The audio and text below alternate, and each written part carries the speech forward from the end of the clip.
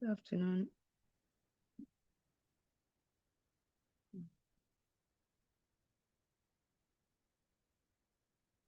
Good afternoon, Coach Reza.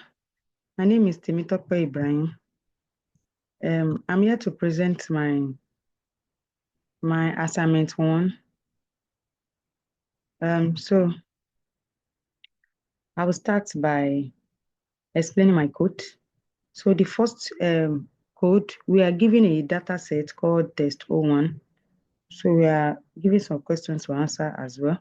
So the first step there, I try to import a Python library named Pandas and I import Pandas as PD because I need to import Pandas as PD to be able to read the data into my data frame. Then I use my data frame is equal to pd.read CSV to be able to read my Excel file into the data frame. Then this second function, my df.eld, it's a function that shows the first 5 columns of the data set. So looking at the data set, the column heading does not have any name. It doesn't have any name. So this column is equal to all these column names were given to us in the question. So I'm trying to assign a name to each of the column. So trying to assign the name to each of the column, I'm trying to put I'm trying to assign a column I'm trying to assign a name to each column. You know, the data frame is already in a table. The data frame is already in a table with rows and column. So after assigning all these column, which is ID, range, value, machine type, zip code, I now try to check if assigning my column here using this function has worked. So I try to print the first 5 column, which shows that the columns has been assigned to the data frame, which is this one, ID, range, value, machine type, and zip code. So I move down to number 4. Number 4, they said we should display my name and my student number. So what I did was I removed the data set, the first test 01. Then I downloaded it again and save it in a WordPad, include my name and my student number, which is this. This is my name and my student's number here. So I printed it out. I printed the first 5 rows. So it's showing my name and my student number as instructed in the question. Then again, I now started by, so this my df is equal to pd read underscore test, header none, then skip the first row. I'm trying to remove my name and my student ID from the data frame. So I'm left with the initial data set that I assigned a column name to previously before I added my name and my student number. So I'm back to my normal data frame here. So my df.data type is just trying to tell me the data types of all the columns in the data set. So it's telling me that the ID column is an integer, range is an integer, value is an integer, the machine type and zip code, they are object type. So my df.value, I'm using it to select the value column. I'm using it to select the value column. Then while selecting the value column, we have 2 methods, bracket method and the dot method. For the bracket method, you can use it to select a column that has space or special character. But for dot annotation, you cannot use dot annotation to select a column you cannot use dot annotation to select a column that has a space or special characters. So the bracket notation is more objective and is better than the dot column. So my df.value.data type, we are trying to get the data type of that value column, and the value column is an integer. So that is that. So the number line is trying to tell us that we should explain the difference between the dot notation and the bracket notation. Like I explained earlier, the dot notation cannot be used to select a column that has a space or special characters. So this number 10 is trying to tell us that we are trying to create a new series by combining two columns together and renaming it as a brand. So we are combining machine column and SIP column, and we are renaming it as brand. So that's why we have my DF brand is equal to what we are combining together, which is my SIN type and SIP code. Then number 11, we are also meant to create another column called total value by multiplying our range column and value column together. So we say my DM, that is data frame total, which is the name of the one we want to create, is equal to range times value. Then we print the first 5 row of it. We print the first 5 row. So it gives us this is the first 5 row. So you cannot say that we have brand column and total column now, which is two new columns that we created. So my df.describe is a function that is giving us the summary statistic of the whole data frame. So it's giving us the count, it's giving us the mean, standard deviation, minimum, first quartile, second quartile, third quartile, and the maximum. So why this one is showing the summary statistic for all columns, that is categorical and numerical. Categorical means label.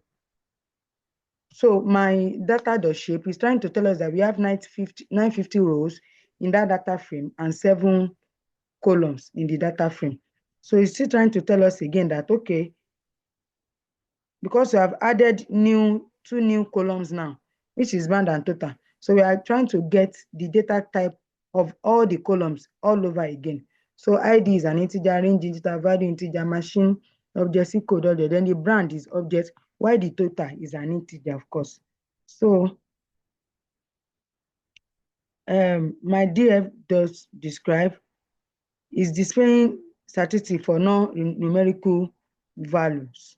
So the ones that are non-numerical values, they are machine type, SIP code, and brand.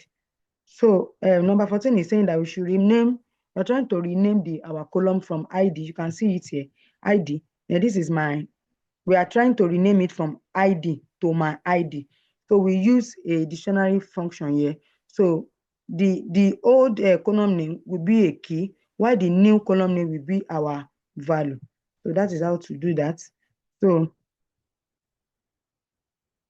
we are trying to see, you can see that it has changed to my ID instead of ID because of this function that we have used here. So, and again, my df.column. So we want to, this function, my df.column, is trying to tell us all the columns name in the data frame.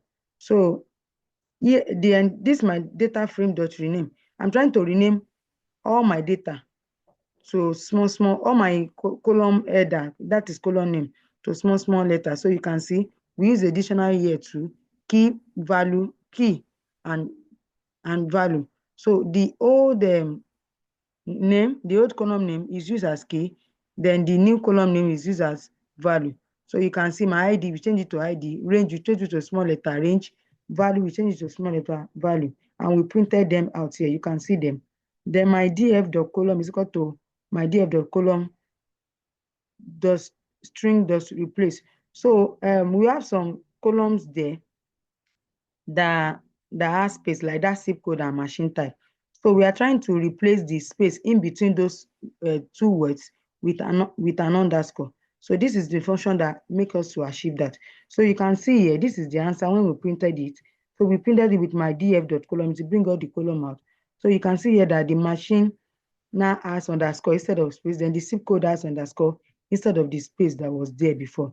So my df.drop function is trying to delete the column name. You know, we put this brand column and total column there. So anytime we are saying in place true, that means we are permanently deleting those 2 columns. That is the meaning. So you can see when we now print the first 5 rows, after deleting them permanently, you can see that we don't have that brand and total in our code again. So we don't have it because we have permanently deleted them.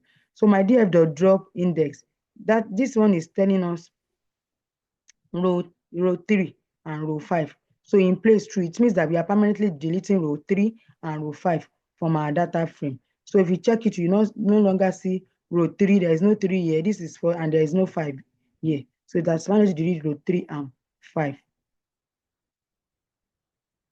Let's permanently delete that. Then we are trying to sort. When we are using sort function, we are trying to sort our value column in ascending order. So you can see them being sorted in an ascending order. So that is the meaning of the function here. So we are trying to sort the data frame by value column in ascending order too here. So we are doing the same thing here. Sorting my data frame first by range in ascending order. So we are trying to sort the range column and value column. So, and we are trying to print them out. So these are the outputs here. These are the outputs here.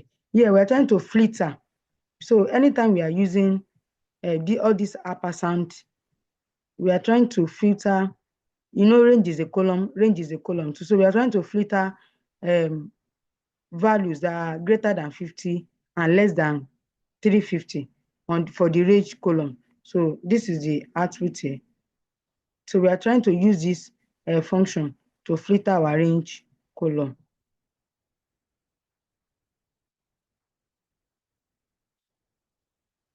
So here too, we are trying to display the only ID and value column where the range is 250 and 350. So we are trying to use our filter here to display ID column and value column only where the range is between 250 and 350. Then again, we're trying to do the same thing here. So for this number 28, we are dealing with 3 columns, which is ID, value, and machine type. You can see that our machine type now has been replaced. The space in between has been replaced with underscore. So we are still trying to filter the values that are greater than 250 and less than 350 for these 3 columns, which is ID, value, and machine type. We are trying to filter them out. That is what that place is saying. So here we are trying to display all rows where machine type is H, R, or X. Then finally, we are trying to get the data types. We're trying to get the data types for all columns that are numerical in nature. So ID is numerical, range is numerical, and value is numerical. So we are trying to get the data type for them. So this is our output. So thank you so much for listening to my video.